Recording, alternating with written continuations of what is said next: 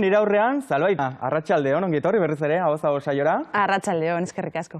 Gaur ere zure lan berri bat aurkeztera zatoz, mingainatu hain zuzen, laster hitz egingo dugu horren inguruan, baina pixkat etxean jendea kokatzeko, nola definituko zeunke zure burua? Hemen apuntatuta daukat, euskara ardatz hartzen duen artista plastikoa, garaikidea, bisuala, nola definituko zeunke zeure burua? Bai, artista garaikidea naiz, ezakit nola esan, baina, bueno, artista bisuala naiz eta nire burua bertan da, beti dago hortan lan egiten eta hortan bueltan ematen, ez? Baina egia da, azken aldi hontan, arazo sozialak edo landu ditudala, eta hizkuntza gutxituena bada arazo mundial bat, bada gurea ere, noski, eta beste ona ere, eta, bueno, badaramatza ja urte batzuk lan egiten horren inguru. Zaloa, arte garaikitean ez da oso ohikoa izaten hizkuntza gutxituen inguruan lan egitea, nik gogoratzen dut irakusketa batzutara joan izana, eta hizkuntzarekin lotura daukian zerbait ikusterakoan, ingelesarekin, hizkuntza handiekin, zure kasuan hizkuntza gutxituak eta euskara ere landu izan dituzu, ezta? Bai, arte bisualetan ez da bat ere normala edo arrunta erabiltzea ingelesa, batez be ingelesa ez den hizkuntza, osea, hizkuntza hegemonikoa da arte bisualetan ingelesa, eta hori egia da nire lanean euskera ez ezik beste hizkuntza batzuk ere erabiltzen ditut, baina gainera horren inguruan lan egiten dut. Hori da problematika edo hori da arazoa, bai.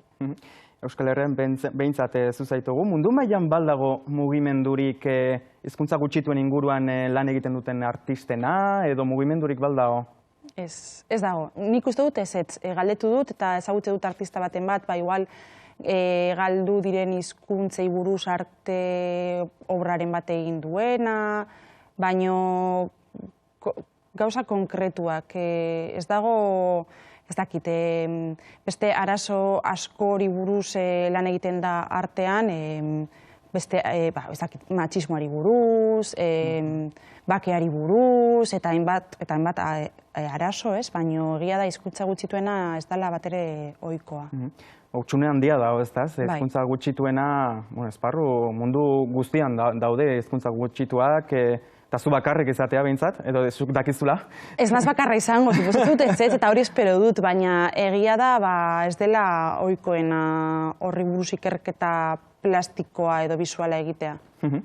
Zaloa, kuriosidadez, iaz hemen egon zinen martxoan gorreria bisuala aurkezten, martxo inguruan izan zen. Artistek badaukazue presioa urtero zerbait aurkeztu behar izatekoa, igual babeslari baten kasuan urtero diska berri bat atera behar izana, zuen kasuan artista plastikoetan badaukazue presio hori edo sentitzen duzu?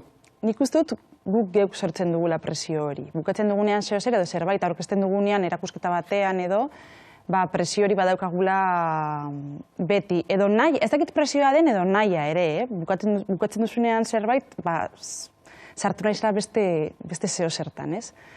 Eta, bueno, bai, bada. Nik orain aurkeztu dudala erakusketa hau Espazio Marzana Galerian, banago hor, bueltak ematenea nola jarrituko dudan, ez?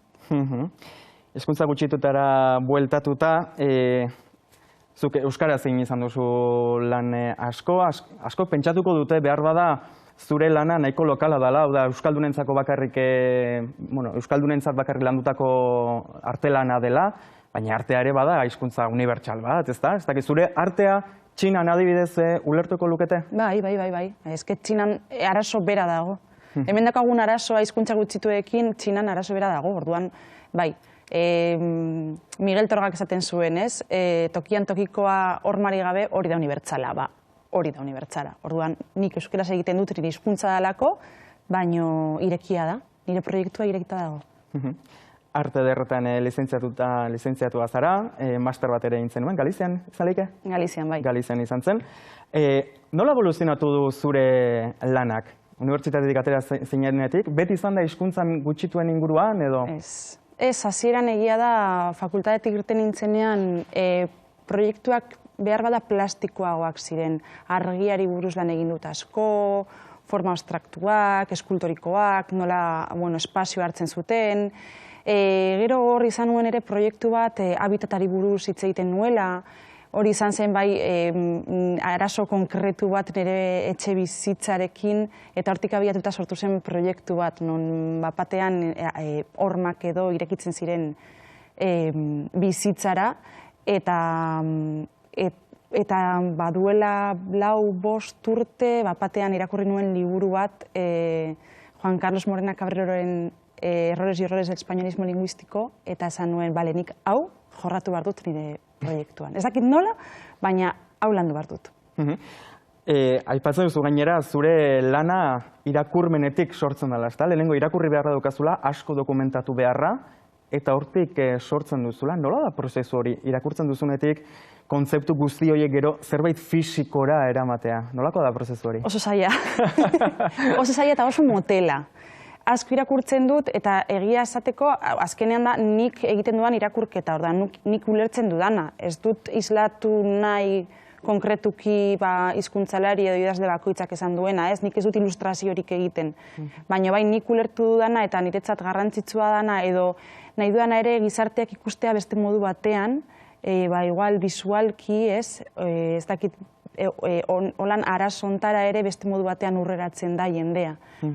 Eta prozesua da, zaiena, ez dakit ez da nik nola azaldu, baina irakurri, idatzi, eta gero nire irakaslea izan zen eta orain laguna den beste artista batekin asko hitz egiten dut.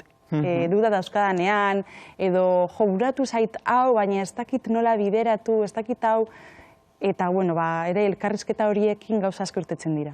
Zertzeu da irakurtzen, orain? Orain nago euskarari buruz hitz egiten berriro ere, euskararen historiari buruz hitz egiten, irakurtzen, bai. Zergatik da zure gai nagusia hizkuntza gutxituak? Zu Bilbotarra zara, deustuko, ezta? Bai. Bilbon tentsio linguistikoa egon badago, euskaldunok tentsio linguistikoa bizi dugu. Hortik etorri zitzaizun ez dakite inspirazioa edo... Bai, azken finean egia da Bilbon ez dela bat erraza bizitza osoa euskaraz egitea. Eta hori errealitate bat da.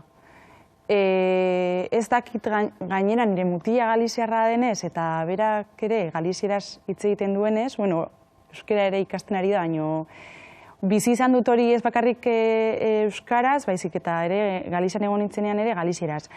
Esan behar dut ere, han konturatu nintzela, Galiziako kultura ezagutu nuela galizieraz ikasi nuenean. Eta nik uste dut askotan esaten dugula, edo jendeak askotan esaten duela, hori, ikasi nahi dut ingelesa, eta hori lan batean ere hitz egite dut horri buruz, ez?